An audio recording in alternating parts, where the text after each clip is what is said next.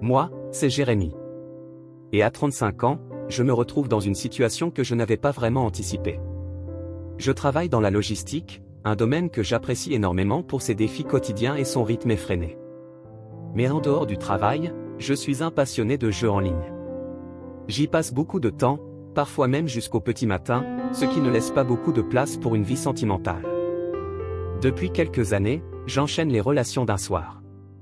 Célibataire endurci, mes amis me taquinent souvent à ce sujet. Malgré les apparences, je ressens de plus en plus l'envie de construire quelque chose de sérieux. J'aimerais rencontrer quelqu'un avec qui partager ma vie, et peut-être, fonder une famille. Mais jusqu'à présent, je n'ai pas trouvé la bonne personne. Souvent, je me dis que je devrais ralentir avec les jeux en ligne, et sortir plus souvent pour provoquer mon destin. Un soir, mes amis partent en discothèque, et je décide de les rejoindre. Cela faisait longtemps que je n'avais pas pris le temps de sortir pour danser et m'amuser. J'arrive sur place, et la fête bat son plein. La musique est entraînante, et l'ambiance survoltée me fait immédiatement oublier les soucis du quotidien. Alors que je suis sur la piste de danse, mon regard est attiré par une jeune femme qui se déhanche avec grâce et assurance. Elle se démarque des autres, par son sourire éclatant et sa joie de vivre au milieu de la foule. Je la regarde un moment, essayant de trouver le bon moment pour l'aborder. Ses amis l'entourent, et je ne veux pas paraître trop insistant. Je patiente jusqu'à ce que la piste se vide un peu autour d'elle.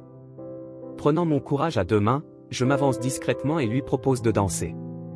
Elle me sourit, un sourire qui illumine toute la salle, et accepte ma proposition.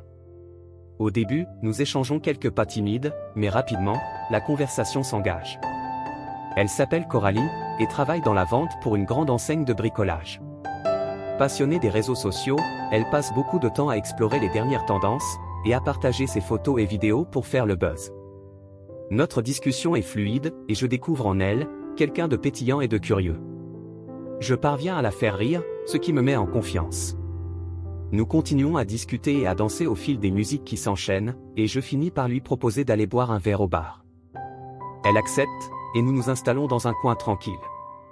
Là, nous continuons à échanger, partageant des anecdotes sur nos vies respectives, nos passions, et nos rêves.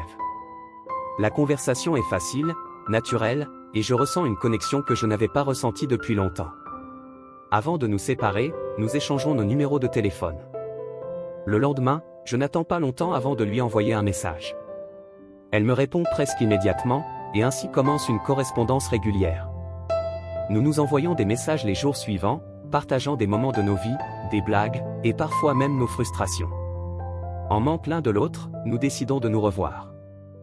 Notre rencontre se déroule un samedi après-midi, dans un café branché de la ville. Nous passons des heures à discuter, perdus dans notre bulle, où plus rien n'a d'importance autour de nous. Le temps passe vite en sa compagnie, et je réalise que je suis vraiment chanceux de l'avoir rencontrée. Au fil des semaines, nous continuons à nous voir de plus en plus régulièrement. Coralie aime passer du temps avec moi, mais elle n'est pas encore prête à vivre ensemble.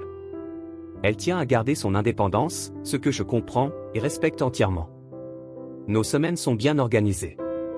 Chacun chez soi la semaine, où nous pouvons pleinement nous adonner à nos passions respectives, elle avec ses réseaux sociaux, et moi avec mes jeux en ligne. Et le week-end, tantôt chez elle, tantôt chez moi, où nous nous déconnectons des écrans pour nous consacrer entièrement l'un à l'autre. Ce mode de vie peut sembler peu conventionnel, mais il nous convient parfaitement. Nous avons trouvé un équilibre qui nous permet de nous épanouir individuellement, tout en construisant une relation à deux. À travers cette expérience, j'ai appris qu'il n'y a pas de modèle unique pour vivre une relation de couple, et que chacun est libre de mener sa vie amoureuse comme bon lui semble.